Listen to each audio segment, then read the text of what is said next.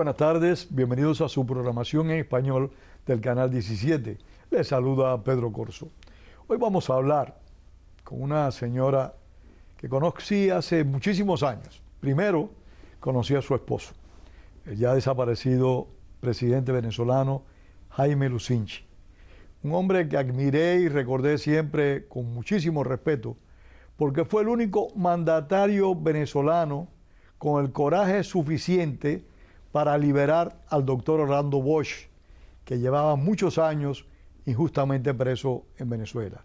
Y fue también el único presidente venezolano, y Venezuela fue un país amigo de los cubanos exiliados, pero fue el presidente Lucinchi el único mandatario venezolano que votó en la Comisión de Naciones Unidas sobre los Derechos Humanos a favor del pueblo cubano, condenando al régimen totalitario castrista.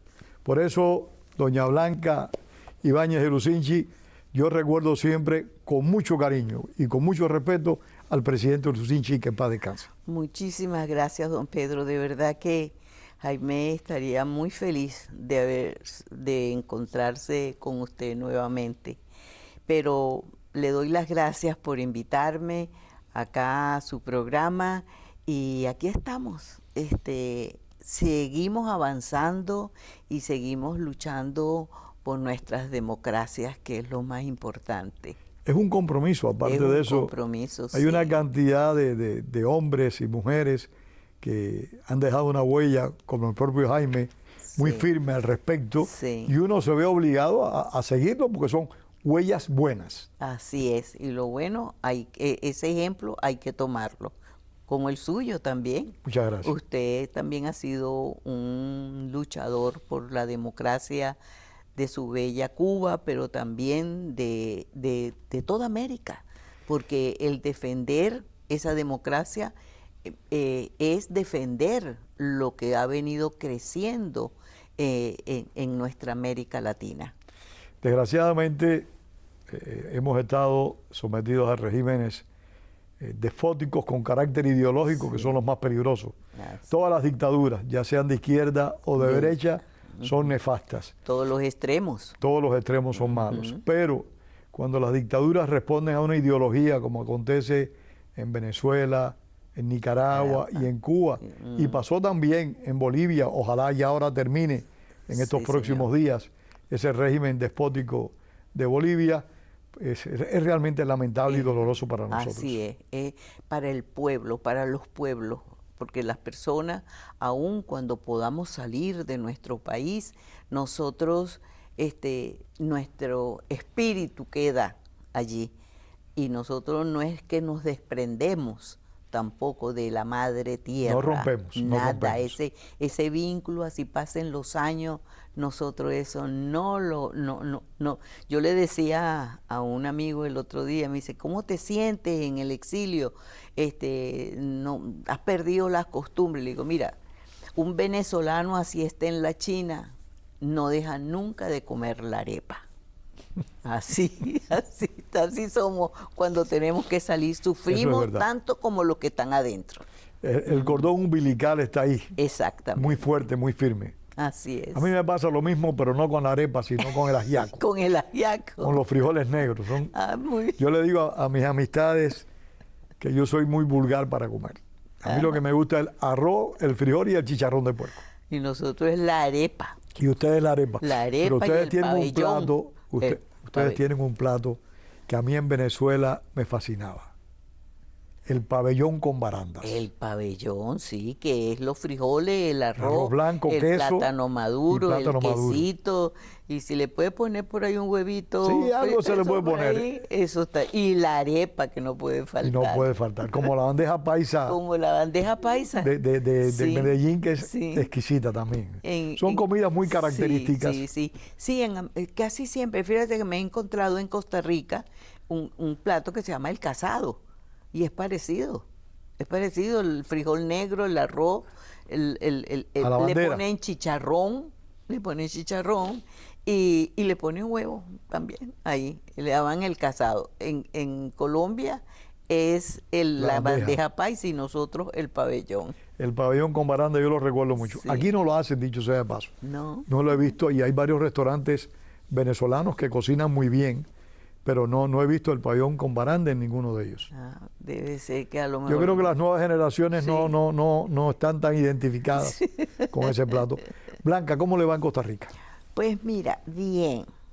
Sabes que yo tomé a Costa Rica como mi segunda patria y de verdad que los costarricenses han sido Son un pueblo muy agradable. maravilloso, una gente súper educada y una tranquilidad, aunque existan los problemas como existen en todas partes, quiero decirte que se vive tranquilo.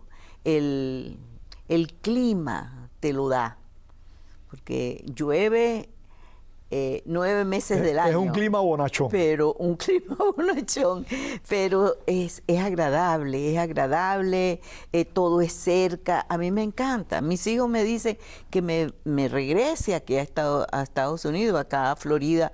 Ay, pero yo pienso, esto es tan lejos, todo me queda tan lejos.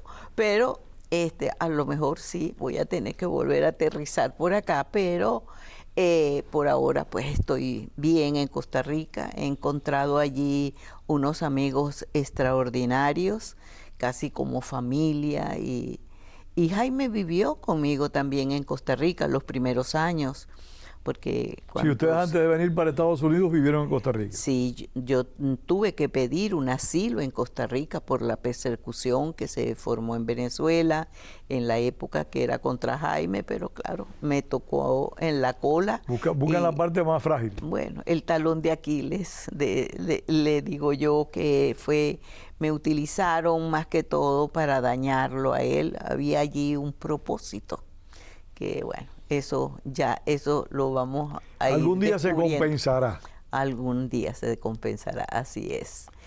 Blanca, hay una situación, yo quiero hablar de su libro, no se nos puede olvidar, pero nada. ya nos hemos enredado con Costa Rica y cuando uno habla de Costa Rica está obligado a echarle un vistazo a Nicaragua. Exacto. Hay muchos exiliados nicaragüenses en Costa Rica. ¿Cómo lo toma la sociedad costarricense? Mira, ¿Hay conflictos entre ellos? no. Viera que la gente en Costa Rica ha recibido con gran agrado esa inmigración nicaragüense. En cada casa de un tico hay 2 nicaragüenses. Mire Mínimo. Se le han dado refugio, le dan sí, apoyo. y le dan apoyo. Y es un país pobre, no es un país rico. Pero vieras que, mira, y en la emigración esta última de venezolanos, el gobierno se ha preocupado por esa gente también, donde le dan asistencia de comida y le dan asistencia y los apoyan. Pero el nicaragüense se ha integrado mucho a la labor, al trabajo laboral doméstico en Costa Rica, y de verdad que te puedo decir que en cada casa de un tico mínimo hay 2 nicaragüenses y son gente amable, gente trabajadora, bueno, hay como todo, pero la gran mayoría son gente de bien que trabajan para mandar el sustento a su casa. Aquí los nicaragüenses también son personas de trabajo fuerte, son personas dedicadas, muy comprometidas con la sociedad en la que están viviendo. Mire, y una cosa que me llama mucho la atención allí es que por lo menos va una pareja de nicaragüenses y tienen un bebé, y eso inmediatamente el gobierno le facilita a los padres, Qué interesante. ¿me entiende?, toda su documentación y lo acogen pero no hay retaliación ni nada, es una cosa que fluye. De verdad que eso es de admirar. Bueno, yo como cubano, y siempre pongo esa coletilla, recuerdo con mucho cariño la solidaridad de Costa Rica con los cubanos de la oposición. Costa Rica, sus presidentes siempre fueron fuertes adversarios del régimen totalitario castrista. Siempre contrario a la mayoría de los países latinoamericanos que contemplaban a Cuba como si fuera la panacea, el mejor país del mundo, y se tapaban los oídos ante los fusilamientos en Cuba y las prisiones. Costa Rica no. No. Costa Rica tuvo muchos presidentes que se manifestaron firmemente al lado del pueblo cubano democrático. Sí, mira, y la colonia cubana en Costa Rica es grande. Sí, porque muchos fueron para allá. Sí, mucho. La colonia cubana es grande en Costa Rica y integrados también a sus trabajos. Hay un club. Hay un club cubano bastante grande, sí. Grande, que queda en Huachipelín, y ahí se hacen muchos eventos, y no solamente de Cuba, sino de Venezuela, de Nicaragua. Yo tuve un todo. tilín de ir para Costa Rica, antes de ir para Venezuela. Ya. Porque tenía un amigo, un abogado, compañero del presidio, Rodolfo de Jesús Santos Lara, que lamentablemente ya falleció, que él fue para Costa Rica cuando fue escarcelado en Cuba directamente. Ya. Y cuando se produjo el proceso del Mariel, o que Castro dio permiso para que los cubanos que habíamos estado presos saliéramos de la isla, él enseguida hizo gestiones para que yo fuera para Costa Rica. Pero en eso se presentó Venezuela, Venezuela. y fui para Venezuela. Bueno, lamentablemente, ¿en qué época fue esa que usted Eso fue en el año 1979-80. Ah, bueno, ya Venezuela era la Venezuela esa creciente. No, era una Venezuela pujante.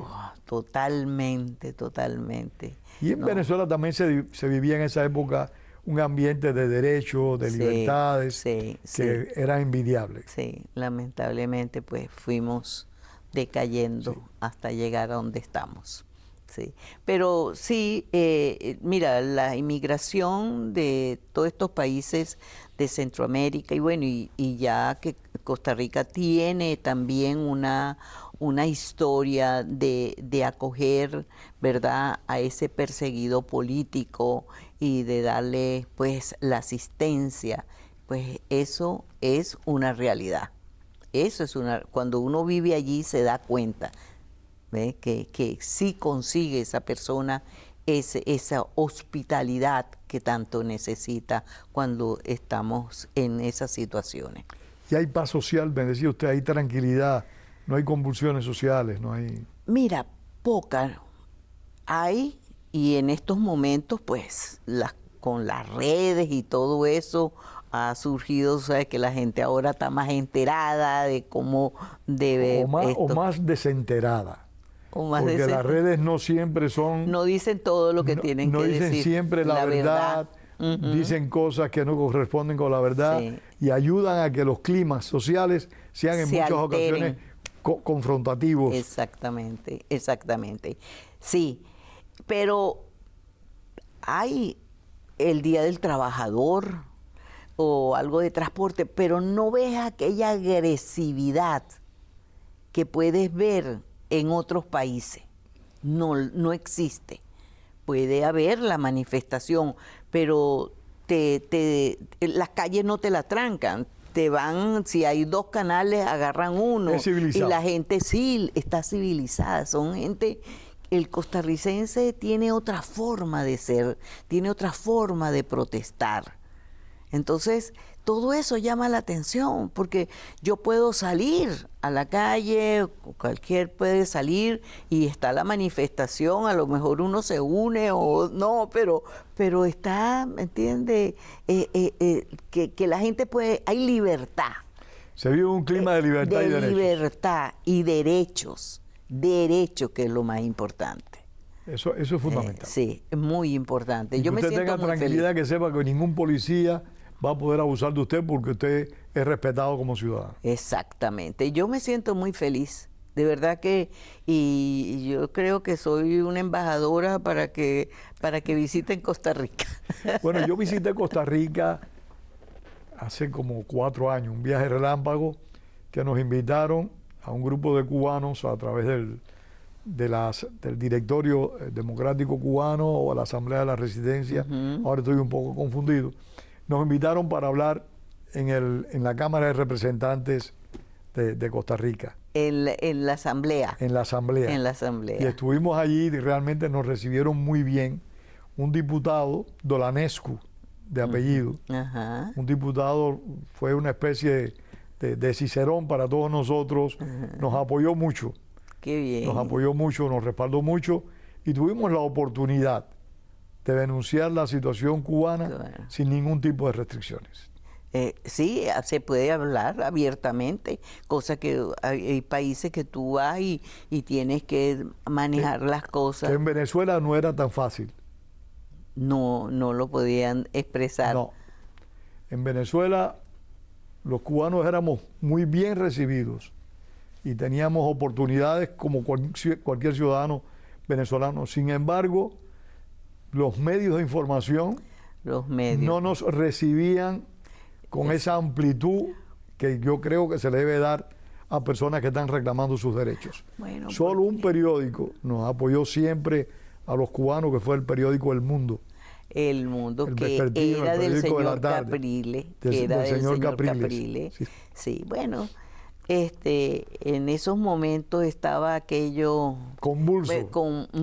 ya mezclándose mucho Sí. con la izquierda y todo eso, y fue a lo que llegamos, pues. Sí, desgraciadamente, bueno, fueron las convulsiones aquellas Sí. del Caracazo en el año, Ah. en finales de la década del 80, que realmente fue Sí, algo horrendo. Sí, el Caracazo, ahí pasó algo muy importante, porque en la toma de posesión de Pérez, de la segunda O de Fidel presidencia. Castro, ¿de quién la toma de posesión? No, la segunda presidencia de, Yo lo sé, de pero Carlos se lo Andrés. digo en broma, Ajá. porque Bueno, montaron porque- una parafernalia alrededor de Fidel Castro, que eso fue muy y lo grande. que Fidel llegó con yo no sé cuántos aviones, se tomó el hotel, el Hotel Eurobuilding, que estaba Eurobuilding, acabado de construir, totalmente, y aquello se agarró esas y torres, se robaron todos los televisores y los colchones. más todo lo que él llevó Más para todo lo que él llevó. lo que él llevó para que se diera el Caracazo.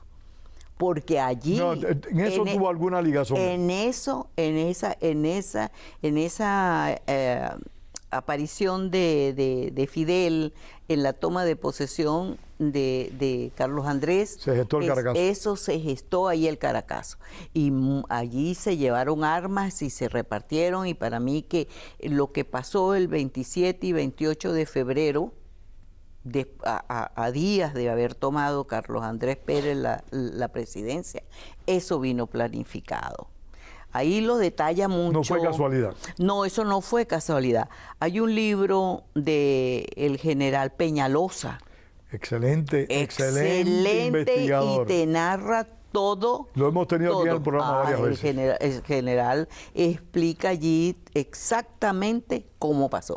Pero le voy a contar algo. Usted sabe que cuando se estaba discutiendo los invitados a la toma de posesión del presidente Pérez, Jaime no quería. Porque el presidente saliente era Jaime. Claro, ¿cierto? y Jaime no quería que invitaran a Fidel. Castro.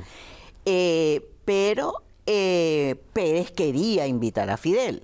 Entonces Jaime recibió a todos los invitados para que iban a la toma de posesión, pero a Fidel no lo fue a buscar. Fidel llegó a las 3 de la madrugada Con del 3 día, aviones. sí, con todos esos aviones y con todo lo que llevaba, que fue lo que dio origen al Caracazo. Ahí vamos hasta ahí, Es bueno, sí. pero esto es historia y Sí, tenemos que rememorarlo. Sí, señor. Porque sí. las personas estamos Las jóvenes. amarradas a nuestros errores. No. Y que la gente joven tiene que conocerlo. Seguro, seguro. La gente joven, porque la gente joven, la generación de hace 20 años, 30 años para acá, ya lo de Venezuela tiene casi 26, 27 Para años. 27 años. Esa gente no conoce por qué pasó todo esto en Venezuela. Que todo eso ya venía gestándose. Ya todo esto se Sí, venía el huevo ya gestando. estaba en proceso. Ya estaba en proceso. Blanca, realmente es interesante este tipo de conversación, evocar esos tiempos que fueron muy complejos y que nos Sí. trajeron estas tempestades, Así pero nos quedan solo 9 minutos de programa y no hemos hablado de su libro. Sí, Así que ¿verdad? yo quiero hablar de este libro un poco. Ajá. Se titula Entre el poder y el silencio. El Gracias. libro de Blanca Ibáñez de Lucinchi. ¿De qué versa? ¿De qué trata el libro, Blanca? Bueno, este libro Ahí lo tenemos en pantalla con su permiso. Gracias. Bueno, mira, a mí yo no quería escribir ni hablar más nada de todo ese proceso, pero empecé a ver y a sentir que toda esta juventud nueva, toda esta nueva generación, seguían repitiendo lo del pasado sin prueba y sin nada. Yo dije, mira, el día que yo no esté, yo no le puedo decir a esa gente que no diga lo que ellos quieren decir, pero que quede algo de lo que es mi verdad. Porque usted fue protagonista. Entonces, claro, yo estuve en el medio de ese combate. Entonces, me decidí a escribir. Entonces, duré como año y medio recopilando, traté de condensarlo lo más que pude y traté de contar mi historia desde mis inicios, de una mujer que se hace sola, como lucha por lograr sus estudios, por llegar, ¿me entiende?, superarse, tener 2 hijos, cuidar a mis hijos, sacar mi carrera. Y el destino, Dios, me puso a mí en ese camino para llegar a la política. Mi madre y mi familia no eran políticos. Ahora, yo no entré a la política porque levanté banderas, no, yo entré a la política por mi trabajo. En ese camino conozco a Jaime y se da toda esta historia de trabajo con él de 20 años y después 25 años de casada con él. Entonces, allí hay un intermedio que no sé si dará tiempo de explicarlo, pero que en el libro está. Nos quedan 6 minutos, el tiempo es suyo. Diga usted. No, en el libro está, yo explico todo eso claramente y hablo un poco de lo que fue la vida de Jaime en ese trayecto que yo llego a trabajar con él, ¿verdad? Y hasta cuando él se hace presidente y después que se hace presidente, alguna de sus obras, y después que viene lo peor, cuando se sale de la presidencia. Esa ingratitud. Ahí vinieron las persecuciones. Las persecuciones del propio partido, porque yo creo que toda esa gente, tanto del partido, de la oposición, eso ya estaba orquestado, porque no fue solamente el quiebre o desacreditar a Jaime, sino desacreditar la democracia, el país que se tenía. ¿Usted cree que era un complot general para desestabilizarlo todo? Para llegar a lo que Bueno, no podemos olvidar que ese mismo partido después le generó un conflicto muy serio a Carlos Andrés Pérez en su segundo mandato. La ola creció tanto que vino y se llevó a todos, ¿verdad? Ahora acuérdese que Chávez ya venía en un proceso y después que él sale de la cárcel, que lo indulta Caldera, él se va a Cuba y ahí recibe una clase magistral de cómo dominar a un país. Y bueno, y llegamos a eso. La gente, ahí vamos a lo que usted estaba diciendo anteriormente, que somos culpables de tener los gobiernos porque el pueblo votó. Nosotros somos los que llevamos a los gobiernos a que se mantengan. Exactamente, exactamente. Entonces, la gente pensó... Después que hay dictadura, no, pero en las elecciones democráticas, cuando usted vota por un autócrata, usted es el responsable de que ese autócrata gobierne. Exacto, pero miren en lo que ha parado todo esto. Casi 8 millones de venezolanos fuera de Venezuela, pasando unos también, pero otros malísimos, otros que todavía ni siquiera sus documentos han podido obtener y ni vivienda y viviendo de la caridad, porque bueno, porque el mundo está convulsionado por todos lados. Entonces, usted puede ayudar una vez, pero no todas las veces. Eso es una realidad. ¿Y cómo usted aprecia la situación actual en su país, en Venezuela? ¿Cómo usted cree estas acciones del gobierno de Estados Unidos, la situación interna, la elección del señor Edmundo González con el respaldo de la señora María Corina Machado. ¿Cómo usted aprecia toda esta actividad? Mira, yo admiro a María Corina, porque de verdad que yo también sido, tengo una gran admiración. Sí, una gran admiración, porque tú sabes que es difícil una mujer en Venezuela queriendo llevar. Yo creo que por eso le ha costado dando trabajo todo.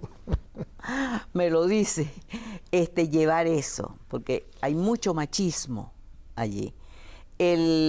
Las elecciones fueron unas elecciones limpias que tiene que reconocerla el gobierno que sea, tendría que reconocerla. Yo no quisiera, y no quisiera que existieran guerras en Venezuela, más muertes, pero tampoco quiero presos políticos. Quisiera que se reconociera la voluntad del pueblo y que existiera libertad. ¿Usted quisiera una solución pacífica? Yo quisiera una solución pacífica, pero María Corina ha intentado todo. Ella se ha esforzado mucho. Mucho, pero yo creo que muchos lo de la oposición no la han ayudado. Bueno, yo creo que en ese punto está la cuestión de su condición de mujer, de que muchos hombres tenemos muchos reparos. Me perdona usted lo que hablo de machista, pero es allá donde me ubico. No, pero en términos generales sí, es así. En términos generales. En política, mire, en política eso es una pelea. No quieren reconocer el derecho que tiene una mujer. Entonces, los derechos tan igual como el hombre en querer un país. Porque todos tenemos derechos, iguales derechos, no unos más derechos que otros. Todos tenemos derechos. Así es, así es. Y eso es lo que a veces se nos olvida. Así es. Porque también en parte es la educación que nosotros los hombres hemos recibido, en las que las mamás tienen una gran responsabilidad porque nos contemplan demasiado. Es cierto. Yo tengo un hijo y lo comprendo. No, las mamás nos contemplan mucho. Yo se lo digo a mi esposa, le digo, las mamás contemplan mucho a los hijos. Y en cierta medida eso nos hace daño, creo yo. Sí, pero ya eso está cambiando. Ya pero que nos sigan contemplando. No, a mí me encanta el cariño y la ternura son más que Blanca. Se nos acabó el tiempo. Ay, gracias. Les invito a todos a que adquieran Entre el poder y el silencio la biografía de Blanca Ibáñez de Lucinchi. Estoy ya en la librería Books and Books. Muy bien. Y en Amazon. Bueno, si lo va a presentar en Miami, nos avisa para estar Sí, señor, lo voy a presentar. Muchísimas gracias, Blanca. Gracias a ustedes por haber estado con nosotros y tengamos siempre presente lo que decía el apóstol José Martí. La palabra es para decir la verdad y no para encubrirla.